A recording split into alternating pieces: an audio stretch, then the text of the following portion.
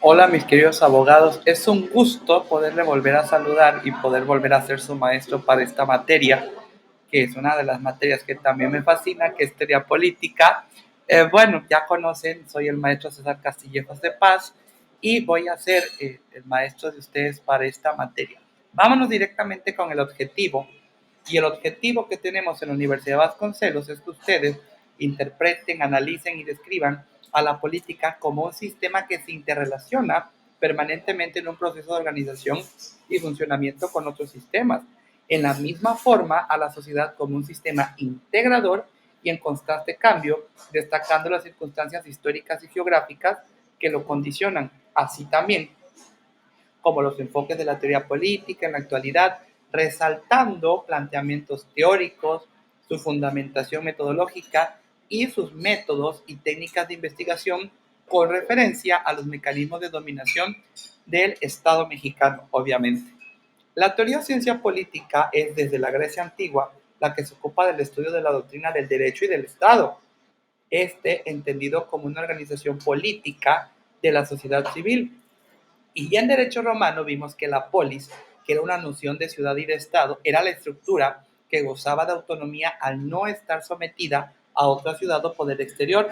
Como ciencia, la política se ocupa del arte de gobernar a cargo del políticos, el hombre ocupado de los asuntos de la polis. En estos términos la concibió y defendió Platón en su diálogo titulado El político, a darle el término de ciencia real. Por otro lado, Aristóteles atribuye el primer concepto de política en Occidente, el cual está plasmado en su obra Ética a Nicómano o Ética Nicomaquea. Para este filósofo, la política es la ciencia más arquitectónica porque determina las ciencias necesarias en las ciudades. Aristóteles, en su obra que tiene por nombre Política, enfocó a la praxis la concepción de esta ciencia. Menciona que dicha disciplina como arte es la forma de surgimiento de un gobierno, así como mantenerlo el mayor tiempo posible. En esos términos lo acentuó Maquiavelo y desde Napoleón Bonaparte, aunque con distintos matices, lo han continuado hasta el siglo XXI los líderes políticos de los países más poderosos del planeta, entre ellos los Estados Unidos de América.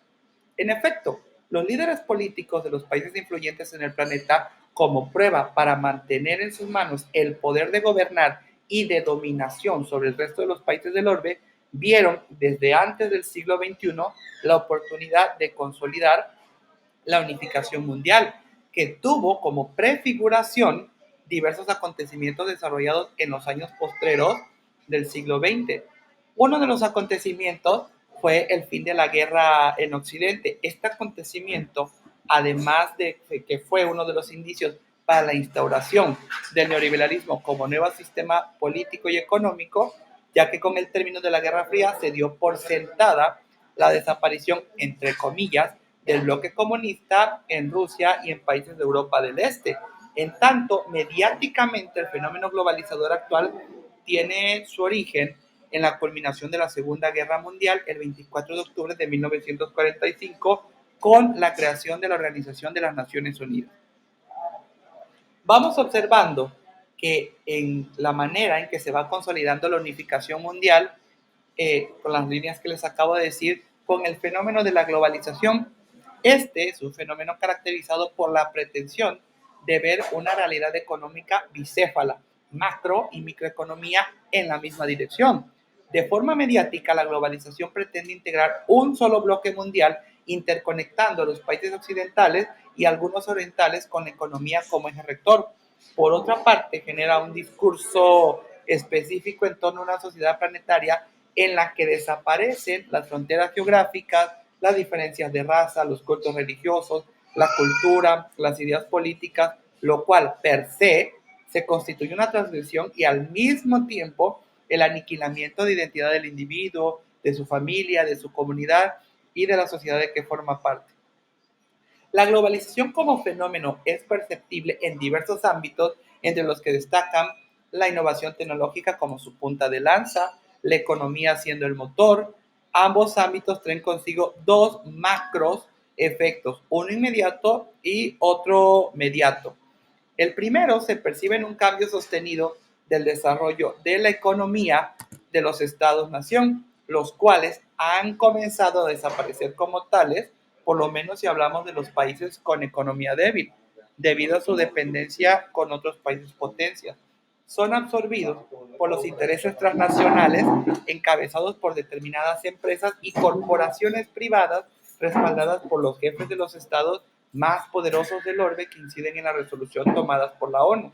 el Banco Mundial, la OCDE, entre otras organizaciones transnacionales para integrar a los países con economía débil y abierta e interdependientemente a una economía mundial. Ok, el grado de incidencia de todo esto que les estoy constando y sus efectos es un problema importante como objeto de estudio de la teoría política, pero además importa la revisión y análisis de los resultados ocasionados por el cambio que presenta.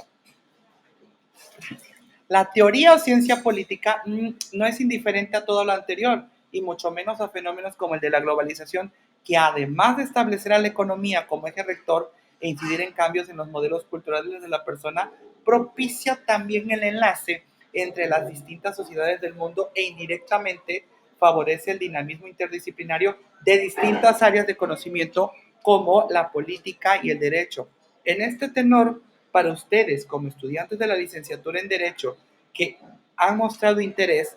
debe de saberse ustedes motivados, por una parte, en el dinamismo interdisciplinario y por otra parte, con el correcto estudio de la asignatura para que ustedes adquieran herramientas necesarias para analizar y comprender el mundo globalizado actual, porque ya no se trata